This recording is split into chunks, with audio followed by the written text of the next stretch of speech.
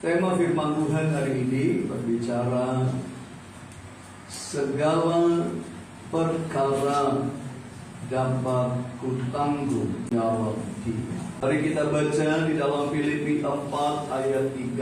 Segala perkara dapat kutanggung di dalam Dia yang memberi kekuatan kepadaku.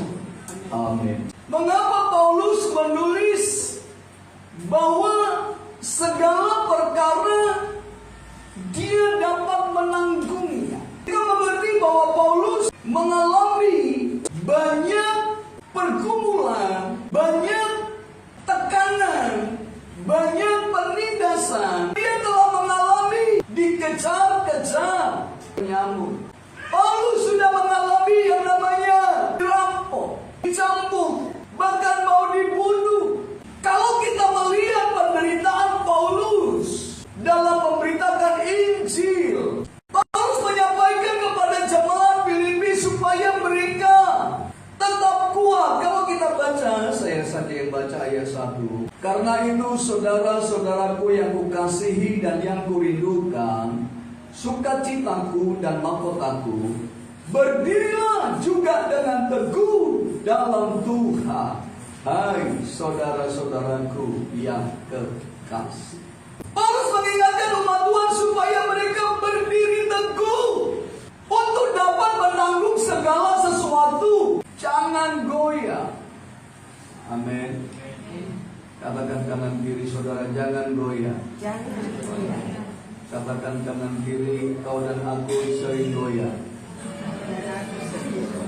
Saudara, memang tidak ada satupun di antara kita yang tidak pernah goyah, tidak pernah tidak goyah.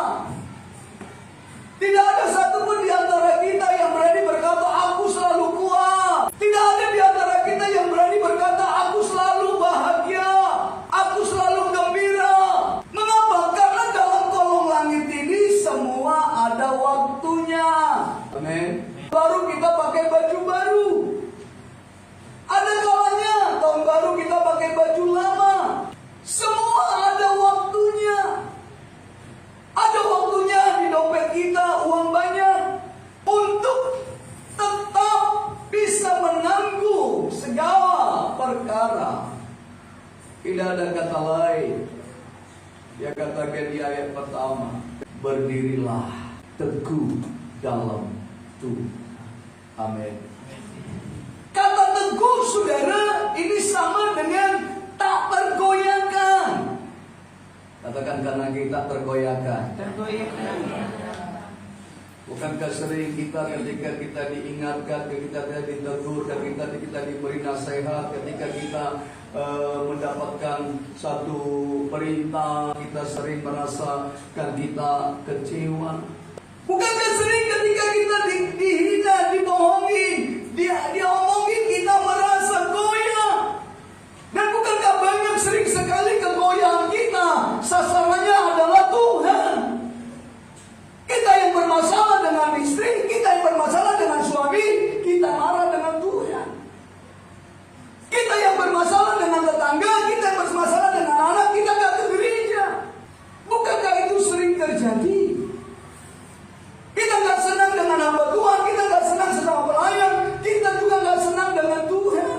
Kita gak beribadah. Wow. Bukankah banyak kita yang pernah meninggalkan ibadah karena hati tidak nyaman? Saya percaya semua kita pernah tidak beribadah karena hati tidak nyaman. Adakah di sini yang tidak pernah sama sekali tidak ibadah karena hatinya yang tidak nyaman? Coba angkat tangan. Seumur hidup ya, jangan setahun ini aku ibadah terus. Kalau setahun ini pasti ada ini yang mau angkat tangan. Aku angkat tangan enggak? Angkat tangan enggak? Nanti kita sombong, enggak usah angkat tangan lah. Aku tahu lah siapa itu. Saudara, bukankah itu pernah terjadi? Kenyamanan kita hari ini. Apakah kita nyaman 20 tahun lalu, 10 tahun yang lalu? Perkara yang berbeda-beda, persoalan yang berbeda-beda, membuat kita sering goyah. Hari ini minggu pertama kami ditinggalkan ketiga anak. Yang satu pergi diam-diam ke surga karena nggak sempat ngomong sama aku, karena mamanya yang mengantar dia. Yang satu ngomong pergi ke Sibolga, yang satu lagi bikin surprise kejutan, benar-benar terkejut pergi ke Pekanbaru, saudara. Wow.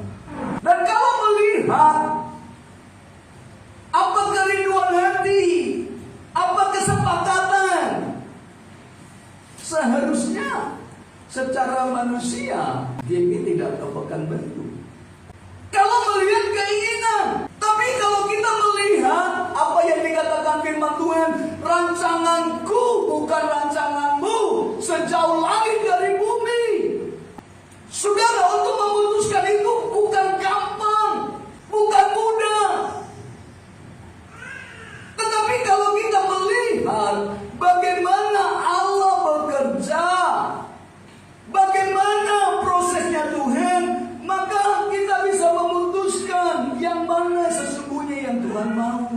Jadi saudara, ada 3 suara dalam hidup kita.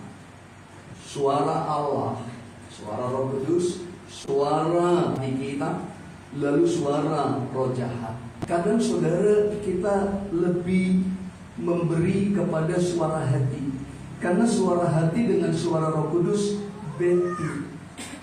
beda-beda tipis. Roh Kudus berkata, jalan, aku menguatkan engkau. Suara hati kata, jangan, engkau harus berhikmat. Sudah. Padahal Roh Kudus bilang jalan, sudah. Tapi suara hati berhikmat. Suara roh jahat, nanti kau tersesat. Baik, kelihatannya nanti kau tersesat, padahal dia menipu. Bingung, adakah yang tidak dapat kulalui? Coba saya tanya saudara saat ini, ya, adakah persoalan saudara selama ini sampai hari ini yang tidak bisa Anda lalui? Yang bilang ada, angkat tangan. Adakah masalah saudara yang tidak bisa Anda lewati? Angkat tangan. Kita balik pertanyaan. Adakah masalah yang Anda hidupi selama ini benar-benar sudah Anda lewati? Angkat tangan. Adakah Anda yang mau angkat tangan? Saudara, kalau kita ada sampai saat ini berarti semua masalah Tuhan tolong, Tuhan lewatkan. Walaupun mungkin sampai bergumam. Pak Gabe ketika di gawat darurat mau napasnya, baru ngomong, Tuhan, kalau aku hidup, aku mau menjadi hamba-Mu.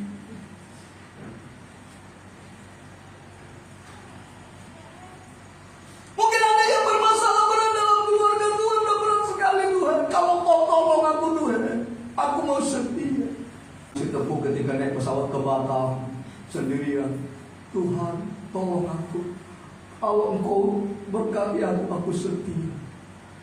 Ada detik-detik tertentu kita bernasar kepada Tuhan karena memang gak ada lagi jalan. Sehingga kita, Tuhan paksa, Tuhan arahkan kita untuk berjanji, bernasar. Karena itu ketika sudah bernasar, jangan ditarik lagi. Aku mau setia melayani. Tiba-tiba gak datang hari lah, habis lagi, hilang 1 tahun gitu kan. Aku mau setia mengembalikan milik Tuhan.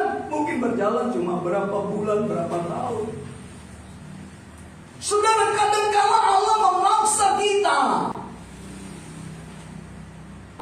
untuk menundukkan kita dengan kejadian, peristiwa yang kita alami, sampai kita berkata, aku gak sanggup lagi. Sampai kita berkata, aku gak mampu lagi. Dan itulah yang akan membangkitkan iman kita, bahwa jika sampai hari ini Tuhan menolong kita, yakinlah Tuhan pasti menolong kita sampai akhir penutup masa. Amin.